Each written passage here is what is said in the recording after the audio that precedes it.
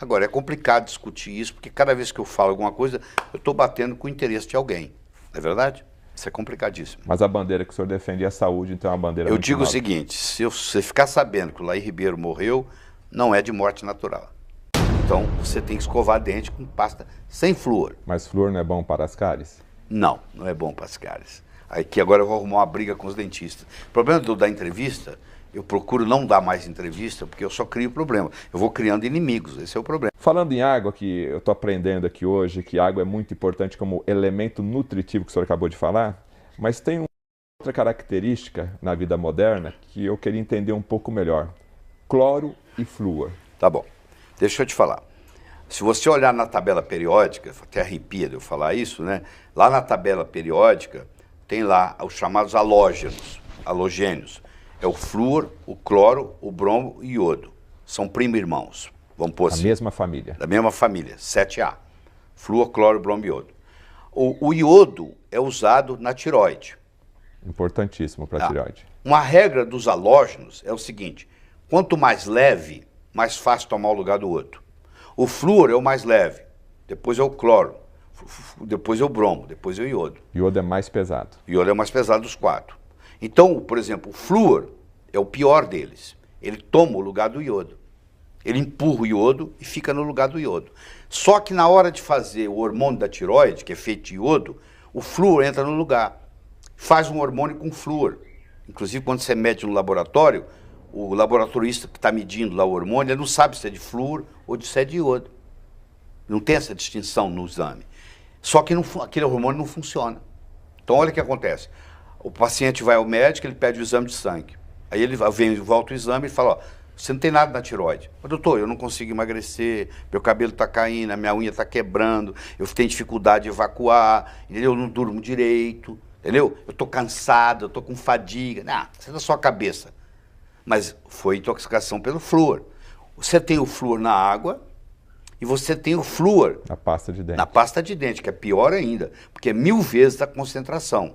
Então, você tem que escovar dente com pasta sem flúor. Mas flúor não é bom para as cáries? Não, não é bom para as cáries. Aqui agora eu vou arrumar uma briga com os dentistas. O problema da entrevista, eu procuro não dar mais entrevista, porque eu só crio problema. Eu vou criando inimigos, esse é o problema. Não, as cáries começaram a cair antes da introdução do flúor.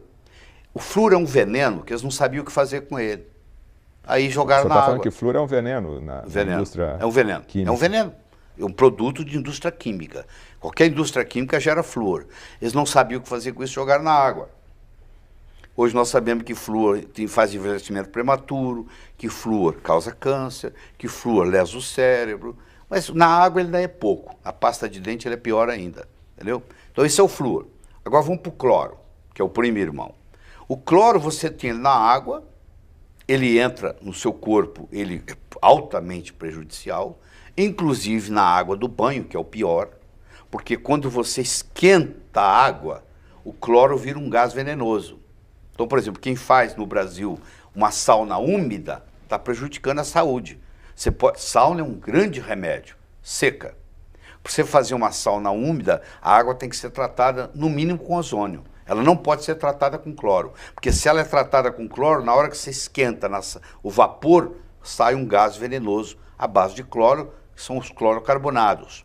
O mesmo acontece no seu chuveiro.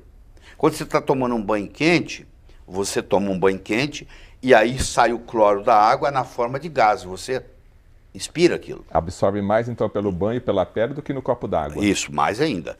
Então, hoje, por exemplo, existem filtros que você adapta, eu tenho na minha casa, que você adapta no chuveiro para não deixar o cloro sair. Aí você toma um banho mais saudável. Mas ninguém se preocupa com isso, ninguém sabe que isso existe. Só pelo fato de você não saber que não existe, não significa que não esteja ali incomodando. Então, uma pessoa que toma 2 banhos de chuveiro quente por dia, num lugar onde tem cloro, essa pessoa pode desenvolver hipotiroidismo por essa razão. Porque o cloro também tem essa capacidade de ir lá empurrar o iodo e entrar no lugar dele. E não cumprir a função. Entendeu? Então, esse é outro problema sério. Ele substitui o iodo e substitui erradamente na formação da molécula. Ele substitui na molécula, mas não substitui na funcionalidade. Cloro e flúor estão associadas a quais tipos de doenças, segundo os estudos científicos? Eu diria que praticamente todas. Diria Todas as doenças? Todas. É. Doenças Inclusive o flúor degenerativas. aplicado dá fluorose, o dente fica com mancha. Essa aplicação de flúor no dentista é um problema muito grande Lá mesmo. fora, Europa, E eu vou te Estados dizer Unidos. que sabe quem está mais doente? O dentista. O dentista não sabe disso. O dentista está com um problema, ele está com um problema de hipotiroidismo, ele tem predisposição a infarto, ele tem predisposição a suicídio. Você sabe que a incidência de suicídio no dentista é muito alto, né? Na odontologia, sabia disso? Não sabia. Altíssimo. Então, isso tudo é aquele que faz o flúor e aquele dentista que trabalha com amálgama, que é outro problema sério, que é o mercúrio, aquelas obturações de amálgama. Você entra no YouTube, digita que você vai ver filmes onde a pessoa que tem uma obturação de amálgama, cada vez que ela morde, sai um gás de mercúrio venenoso e aquilo ali lesa o cérebro. É uma coisa impressionante. E o dentista, que você imagina um dentista que trabalha com flúor e trabalha com mercúrio. Fala, isso é bobagem, isso não existe. Está aí na literatura para quem quiser ver, pô. É só você entrar no Amazon.com e digitar lá que você vai ver que tem uns 30, 40 livros só sobre o assunto. Só sobre o assunto. E a base dessas doenças está relacionada à água maltratada ou consumida dessa forma industrializada. Inclusive, o flúor é acrescentado na água. Não todos os estados brasileiros, mas a maioria. Não todos os estados americanos, mas a maioria. Agora, os países mais inteligentes, como a Inglaterra, como a Suécia, como a Holanda, como a Dinamarca, como a Noruega, nunca deixaram colocar o flúor na água. Lá não existe flúor na água. Então, entendeu? Países mais inteligentes, mais desenvolvidos... não deixaram colocar. Hoje, nos Estados Unidos, tem, se não me engano, não vou garantir, mas mais ou menos, em torno de 14 estados onde já fizeram passeatas e tiraram o flúor da água. Para terminarmos esse bloco, então, aqui, água é fundamental, mas a água bem tratada. Que tem essas características de pH, redox, condutibilidade, tensão superficial, entendeu? Tudo isso, pureza, tudo isso. Eliminar o cloro também do banho é fundamental. Eliminar o cloro do banho é fundamental, porque principalmente o banho quente. O banho frio também, o cloro pode ser absorvido, mas é pouco. Agora, o banho quente forma-se um gás venenoso. Então. Aqui eu estou lembrando das mamães dando seu primeiro banho na banheirinha ali do neném, que é a água do chuveiro. Então, isso também já começa o malefício lá no neném. Começa, infelizmente, antes do neném nascer. Eles fizeram um estudo agora na Universidade de San Diego, Califórnia, onde eles examinaram o sangue do cordão umbilical de bebês que tinham acabado de nascer.